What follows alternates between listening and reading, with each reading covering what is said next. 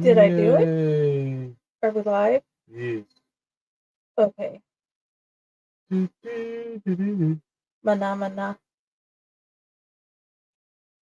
Meep. Meep. Okay, let's do this. Everyone thinks because you're a zombie, you don't know good coffee. Well, they're wrong. There's only one brew that gets my seal of approval. Deadly Grounds coffee is my guilty pleasure. The aroma is so intoxicating. It brings all of my neighbors out of the woodwork. Deadly Grounds coffee. Coffee to die for and zombie approved. It's good to get a little deadly. Use the front door! Oh, they're so disgusting.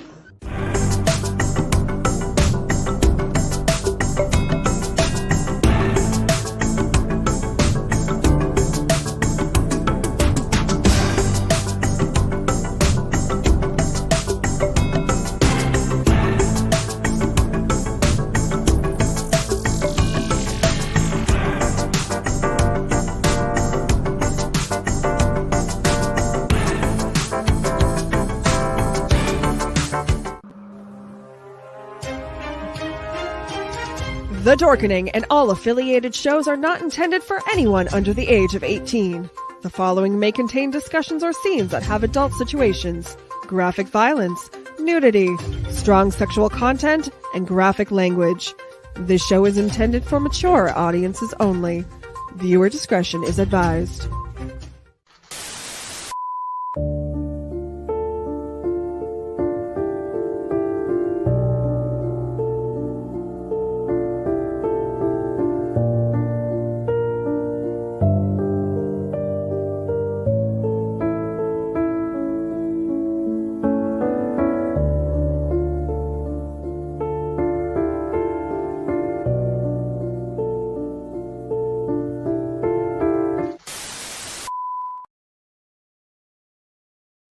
Okay. Hello, my lovelies. Welcome back to another episode of Corpse Garden Chronicles. And I am your host, Friday, and with me I have Chaos. Hello. Like usual, for the story times, we're doing a no face show because you see our faces on all the other shows. It's sometimes nice to not have to stare at the person while they're reading to you. Sometimes you like it, sometimes you don't. I just wanted to show these pretty little thingies that I made because honestly, I really like this one and this one. I think I like this one more. You just say that because the cat. Dude, Go ghost cat. what are the other three ghosts doing in both of them? Have you noticed? Yeah. So either way, they're all in cemeteries. They're all ghosts. And two of them have books. One of them have coffee, and then the ghost cat. Either way, back on topic. Have you guys checked out the different things your community is doing for Halloween? Ours are starting to get kicked off for the next 2 Saturdays and Halloween. There are going to be different things like a carnival. There's going to be trick-or-treating. There's going to be different crafts, and there's going to be a concert, all types of stuff. For us, we're trying to do the more kid-friendly route because we got 3 little monsters. We are going to have a warden. We're going to have Princess Peach, and then Farina, the goddess of justice. Those are our monsters now. And they'll figure out who they want to be later. They keep changing it on us. But anyway, we are going to go to the carnival this Saturday, and then they have trick-or-treating around the Martin Dice Park. And I definitely am grateful to all the people that put these things together around our community. So make sure you check this stuff out, hang out, and learn things, ask questions, and there might be more opportunities for you because you talk to somebody in your community. there might be things you didn't even know existed because you haven't walked around and went to check it out. And I know there are 1.5 million things still that I don't know about my area. And have you learned anything new about the area you lived in over the past year? Most of the stuff I've learned is stuff I've already known, or just new stores that have popped up in the past about 25, 26 years. Okay. So, have you 26 years ago, did you ever go to the Jasper Carnival? Mostly did the carnivals here in Newton, but Okay. they were in walking distance that way. Yeah. Didn't have to get into a car, just walk a few blocks down the road, and I'm there. Okay. I'm looking forward to seeing what this may hold. And I'm definitely grateful to the hospice that is running it.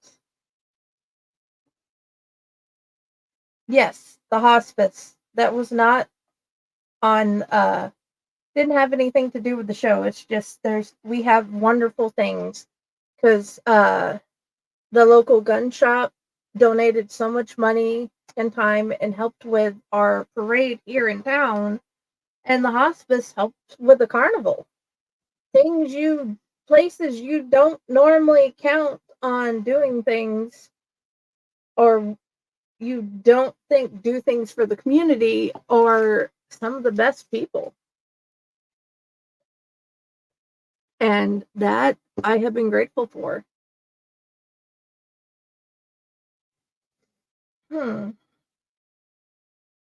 So this episode, Serena Mossgraves, one of my bestest friends ever, wrote a ghost story, so automatically I had to read it.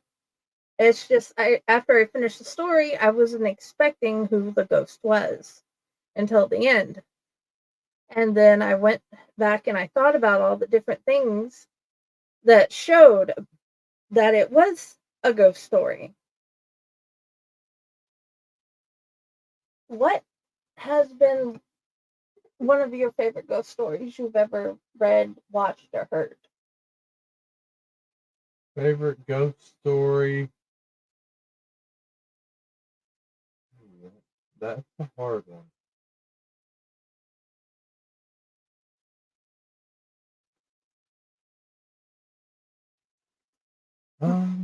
Mine has got to be the one about that Hans Holster had put in his book about the Tyler area here.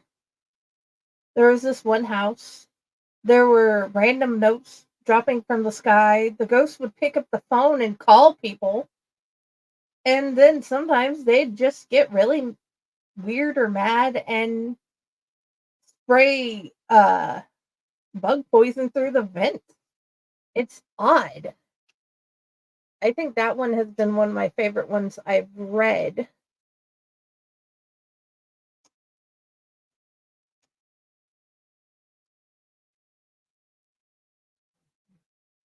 I'd probably have to say one of mine would have to be a very old part of a very old movie. Very hard to find nowadays, but it's called Child of Glass. That's what I thought you were going to say. That one was really good. I really enjoyed that one.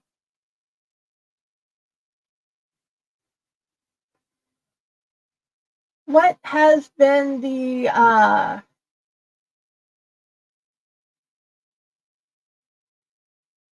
of all of them that you've read or watched, what has been the weirdest thing that popped up in a ghost story you didn't expect?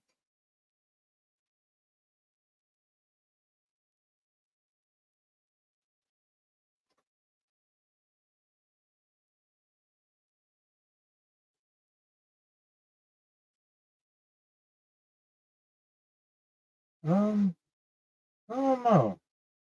I don't really have an answer to that one at the moment. Probably the part where the ghosts were having notes dropping from the sky.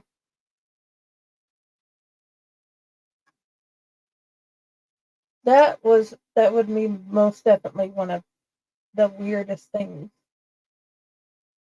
At some point, we should probably see if we can get people to come on and tell the real ghost stories that happened to them. That would be cool. Yeah.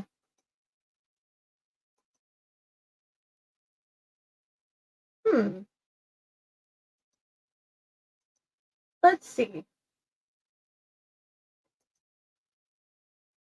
How about we go ahead and do this thing early and get out of the way, because I always forget it.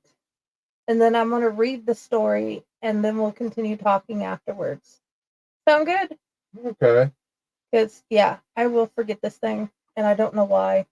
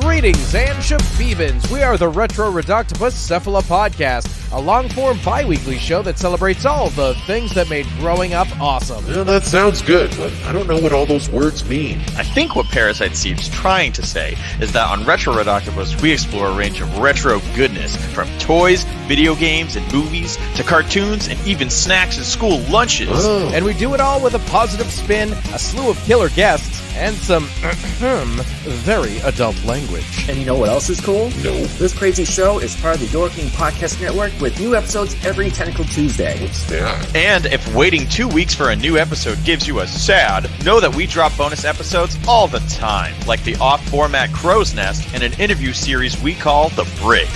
You can listen to Retro Octopus on Apple Podcasts, Spotify, Stitcher, or any app that's cool enough to carry the only show that celebrates all the things that make growing up awesome.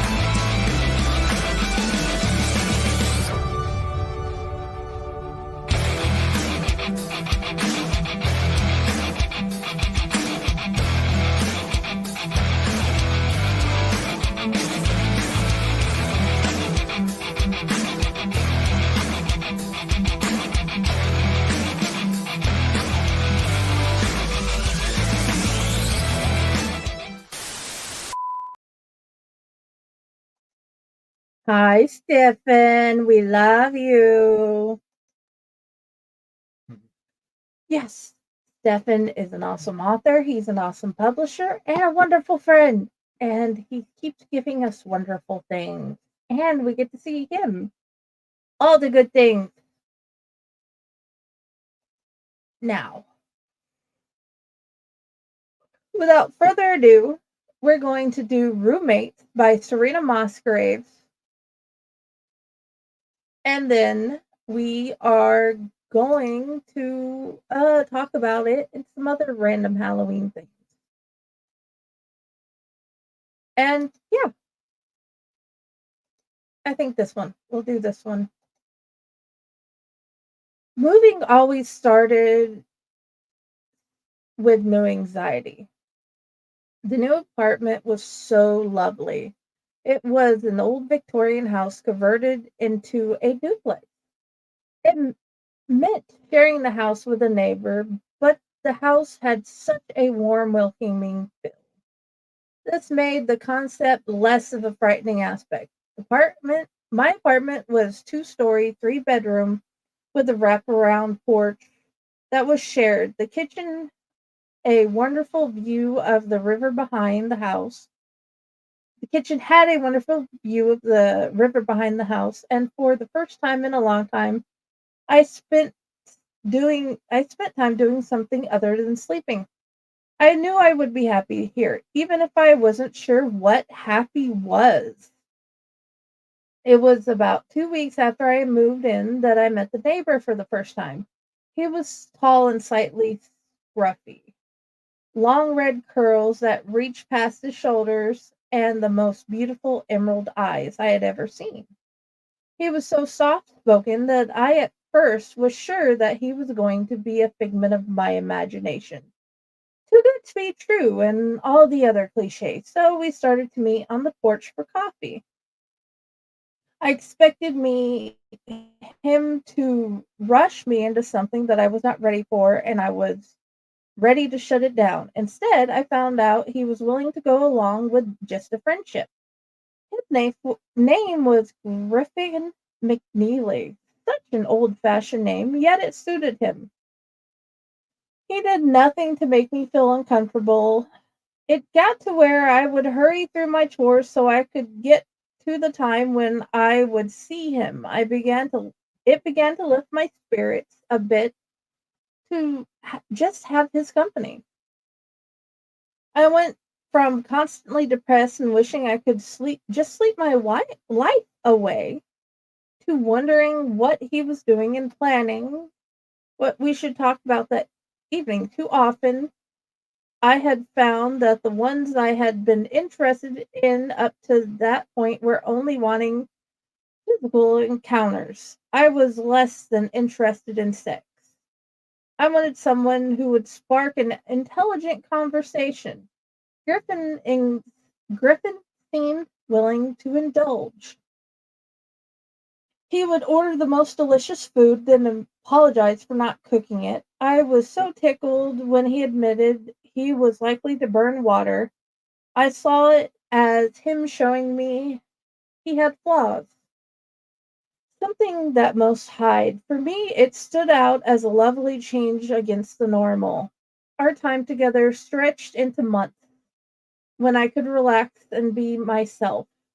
I ended up telling him about my past and things I had survived, stuff that I had until then kept to myself. I am not even sure why I told him all of that. He was just so comfortable to talk to. I felt so at ease with him. He would tell me little things, his childhood and beloved pets, things that made our time feel like it was truly shared. Now I wonder if I had made more out of Griffin's responses than there truly was, romanticizing his friendship, making it bigger in my mind than it truly was. Still, he became my best friend. I found there was nothing I could not confide in him. Even the landlord would not bother us most of the time. So it felt like we had an intimate little corner of the world. Part of why I rented it was the distance away from town. I wanted to be out of the city. This place offered that. I had a full yard that I could putter around in and pretend I knew how to garden. The landlord did not seem to mind the idea of me raising chickens or keeping a pet or two as long as they did not damage the property. I took my time with the pet, but bought the chickens in their coop right away. I wanted to give myself something that required my attention so I would have a reason to be awake. I did not need to work. My family had left me enough money that my bills would always be covered, so I felt like I needed to find myself another reason to exist. Kind of no one noticed me. and I had done nothing that was worth noticing. So why would I even be awake every day? The animals and Griffin gave me excuses to exist. First, it was the chickens. They needed care, food and water, and general cleaning of their environment. Then I found out I was hurrying through my chores so I could catch Griffin on the porch, just for conversation. He would ask me about the birds. He would ask me what book I was reading that day. For once, I felt like I mattered to someone. I felt like I was seen. Oh, what a feeling that is. You can keep all the weird sexual stuff. I would trade it for that feeling every time. I suppose I was not surprised when the landlord dropped by after I'd been in the house for a year. He wanted to renew my lease. He looked at the flowers. You have done so well here. You are the first one that has handled the solitude well. Everyone else went mad and moved out within a couple of months. I thought he was joking with me. What about my neighbor? He was here before me. No, neighbor, you have the only rented apartment. I have been able to find a renter for the other unit. I wondered where Griffin lived. He was always there. I finished the renewal of my lease as soon as I could. I want the landlord gone so I could find Griffin. It was something I just could not let go of. If he did not rent the apartment next door, why did he lie to me? Once the landlord left, I ran and shouted his name. He was suddenly behind me on the porch. Yes, Sarah? Where do you live? The landlord said the other unit was unrented. Why did you lie to me? I never lie. I never said I rented the unit. I said I lived here. I didn't say when. This was my home. I lived here, then he was gone. Unsure of what I just witnessed, I went to town. I searched the library for his name. Such an unusual name. Griffin McNeely lived at my address almost 50 years ago. The end. What do you think? Neat. I really like that story.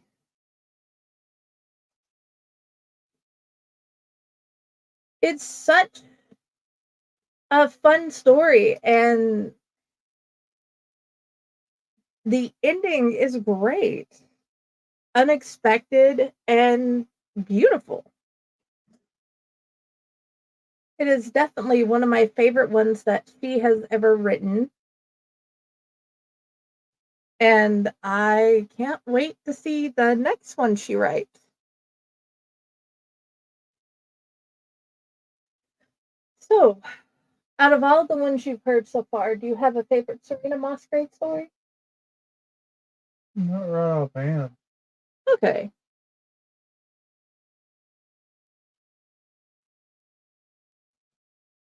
I have found that I officially have 3 versions of Harvey because the one in the anthology, the one she read, and the one she put in her collection of stories, Apocalypse Anthonum, all start a bit different, each and every one.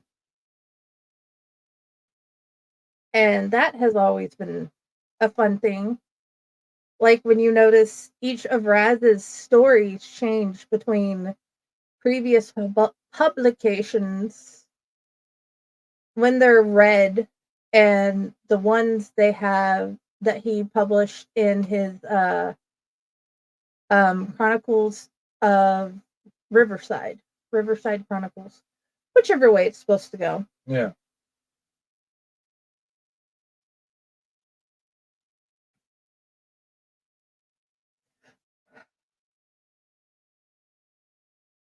So,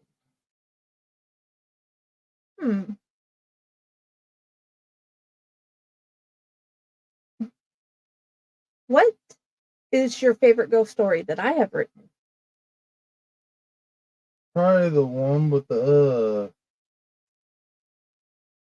girls in the train. Yeah, that one was kind of unexpected.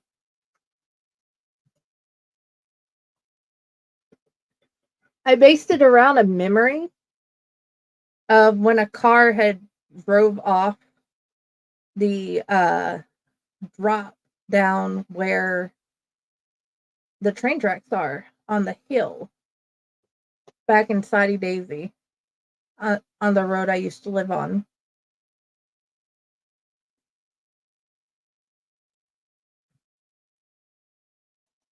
Okay.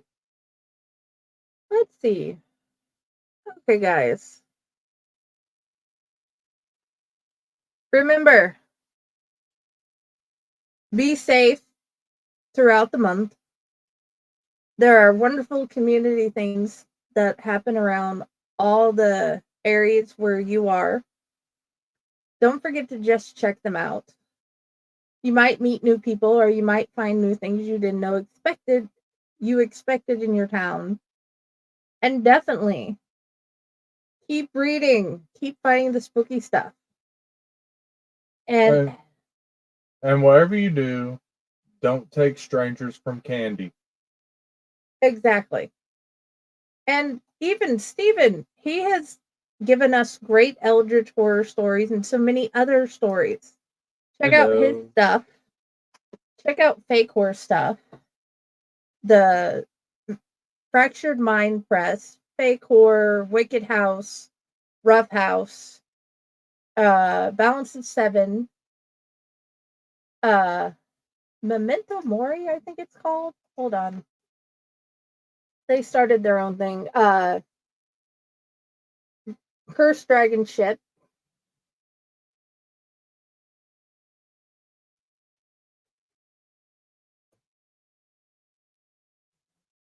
Let me make sure I am telling you the correct name.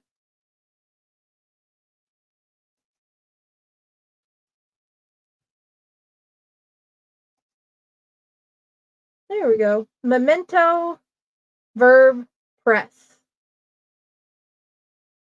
Check out them. And yeah.